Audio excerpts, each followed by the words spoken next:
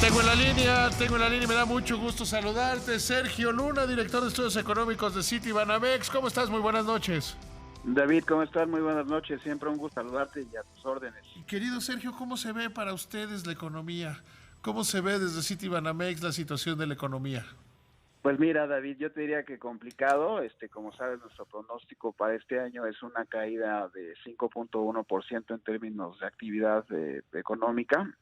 Esto tiene que ver con dos efectos. El hecho de que Estados Unidos va también a una recesión.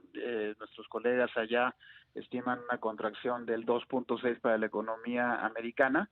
Y en particular algunos de los sectores a los que tenemos más exposición, pues van a ser probablemente los que más afectados van a resultar. Y por otra parte, en el mercado interno lo que estamos anticipando es una contracción importante, en gran medida derivadas de las medidas de aislamiento que están tomando lugar para combatir al coronavirus, pero sobre todo por la ausencia de políticas públicas que, como en otras latitudes, ayuden a sortear ese impacto de una manera menos adversa. A final de cuentas, hay un costo económico asociado a digamos, iniciativas sanitarias, pero no hay necesariamente que escoger entre ambas, sino a final de cuentas si hay un complemento de política, por ejemplo, fiscal más proactiva, eso puede ayudar a moderar esos impactos. No lo vemos en este momento y en ese sentido nos parece que también el mercado interno va a estar en una situación particularmente difícil. En ese sentido, Sergio, el presidente planteó lo que considera que es suficiente.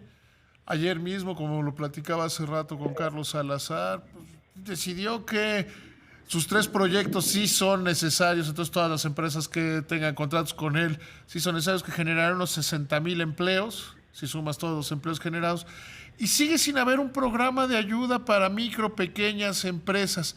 ¿Qué tan grave va a ser para la economía? Yo creo que muy grave, David. O sea, yo creo que todo esto está partiendo de un diagnóstico, de una situación de crisis muy distinta a la que efectivamente es. Como saben, muchos de los episodios complicados que hemos tenido en el pasado tienen que ver con excesos de endeudamiento, por ejemplo, en la parte fiscal, y eso requería en esas circunstancias hacer programas de un control estricto de gasto. Esto es completamente distinto, David. No tiene que ver con una crisis de sobreendeudamiento, es un choque derivado a la caída en actividad, de nuevo por el efecto de la pandemia, y en ese sentido la recomendación de política que prácticamente están implementando todos los gobiernos alrededor del mundo tiene que ver con una política fiscal más activa. Ahora, en ese sentido, David, y yo creo que tú lo conoces y lo has explicado siempre muy bien, los mercados en ese sentido, cómo juzgarían una política fiscal más proactiva, va a depender de si ese gasto se destina a combatir los impactos de la pandemia o a intentar una política de sustitución de importaciones en el sector energético. A la luz de los precios hoy en día nos sale mucho más cara. A ver, es que, y yo lo digo a lo mejor de una manera demasiado esquemática, pero ayuda a entender este punto. La deuda no es mala, o sea, por sí la deuda no es mala, es en qué gastas el dinero y Es cuánto te correcto. endeudas. Si tú Exactamente. te endeudas y te vas al table, pues estás tirando el dinero a la basura. Completamente. Si usas ese dinero para mejorar tus condiciones de trabajo, tus condiciones de familia, ese dinero funciona. Es correcto. O sea, pero parecería que hoy el gobierno dice, la deuda es mala. Uh-huh. Bueno, lo dice el presidente, porque si lees los precriterios, en los Sí. precriterios hablan de la deuda más grande como porcentaje del PIB de toda la historia de México, para este año. Uh-huh. Uh-huh. Es correcto. Pero lo que importa es en qué se los van a gastar. Uh-huh. O Uh-huh. sea, si Sí. van a hacer transferencias directas, es dinero que no se recupera. Si Uh-huh. voy a darle crédito a las personas, a los empresarios, lo decía Santiago Levy en el bloque anterior, oye, ¿por qué no? A ver, tú no corras al personal, pero entonces yo te difiero, les cobro de las contribuciones. Y si tomas crédito para poder financiar eso, estás financiando la recuperación hacia adelante. Uh-huh. Uh-huh. Sí, exacto. Sí, mira, siguiendo con tu ejemplo, David, yo creo que es muy oportuno. Esta no sería una circunstancia en que tengas que expiar pecados que existen en el pasado. Eso nos llegó a ocurrir en el pasado, ¿no? A final de cuentas pasamos etapas muy duras, le apretamos el cinturón en lo fiscal, Sin duda. porque veníamos de una situación en donde no éramos precisamente virtuosos. Aquí, afortunadamente, hemos generado los espacios para que en esta emergencia, que como bien dices, no se trata de gastar, de desperdiciarlo, sino de aprovechar en este momento ese buen crédito que tenemos para utilizarlo en lo que es indudablemente importante. Es una familia que ha sido cuidadosa de su crédito, y en ese sentido está enfrentando una contingencia, y ante esa contingencia pues es cuando, como bien señalas, es conveniente endeudarte. ¿Para qué? Para que puedas pasar esa brecha tan complicada en donde dejas de trabajar, por ejemplo. Mira, y eso yo creo que mucho más claro. En las finanzas personales, hoy alguien me pedía un consejo de finanzas personales y le decía, hoy es buen momento para usar crédito. O sea, porque me dijo, ¿cuánto debes en tus tarjetas? Pues debía 5,000 pesos. Dije, oye, a ver, hoy es buen momento para tomar crédito por tu capacidad de pago y todo ese tipo de cosas, más los programas de apoyo. Pero hay que entender eso, o sea, no veníamos sobreendeudados y no es para pagar deuda. Siguiendo con el ejemplo de las familias. Una familia que vivía siempre al límite con las tarjetas, siempre pagando el mínimo, y que de repente tiene una contingencia. Aquí es una familia que tenía muy buen espacio de crédito, que se fue construyendo desde el sexenio general, y este sexenio se mantuvo, que hoy podría decir, usemos la tarjeta porque hoy sí, y además la podemos pagar. Sí, claro. O sea, en el análisis frío, David, que tú haces muy bien de métricas de deuda, de circunstancias de finanzas públicas, en ese análisis, este país, en términos del hemisferio de la región latinoamericana, es tal vez de los que tienen un mayor espacio fiscal para hacer cosas.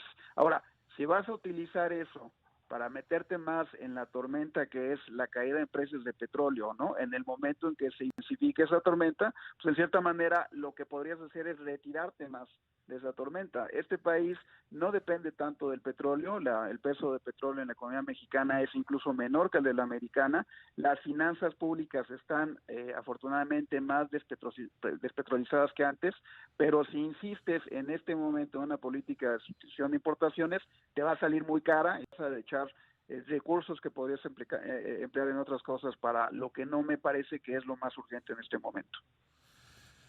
El panorama, ¿cómo lo ves hacia adelante, querido Sergio?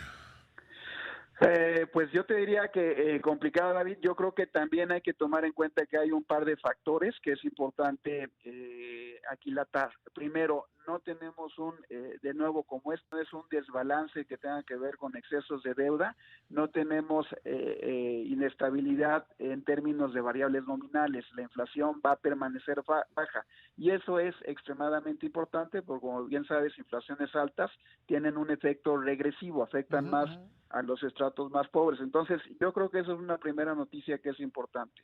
La segunda, David, es que, como bien señalabas, tanto empresas como sector público venían afortunadamente de una situación en donde el grado de apalancamiento era relativamente bajo y en ese sentido pueden estar en una posición relativamente bien parados para aguantar el trancazo. Ahora, lo que es muy importante aquí, David, es que evites necrosis, que por el tema de ausencia de liquidez tengas eventualmente algunos de esos transformándose en problemas de solvencia. Por eso es tan importante este tipo de medidas que se podrían aplicar para sortear esta etapa tan complicada de caídas en la actividad. Pero yo creo que si aplicamos ese tipo de políticas, podemos tener una salida, insisto, que puede ser relativamente más ventajosa. Obviamente van a ser circunstancias muy complicadas, pero en donde efectivamente, como señalas, comparado a otros países de la región, tenemos más espacios y lo sabemos utilizar de la manera adecuada.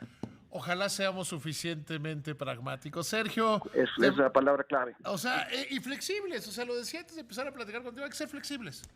Y ser flexibles es no morirte con tu alineación. Sergio, siempre un placer platicar contigo. Muchas gracias por tomarme la llamada. Un gusto, David. Al contrario, te mando un abrazo. ¿Quién puede adaptar? Miren, el animal casi perfecto son las cucarachas. Las cucarachas existen antes de los dinosaurios y existirán después de las guerras nucleares.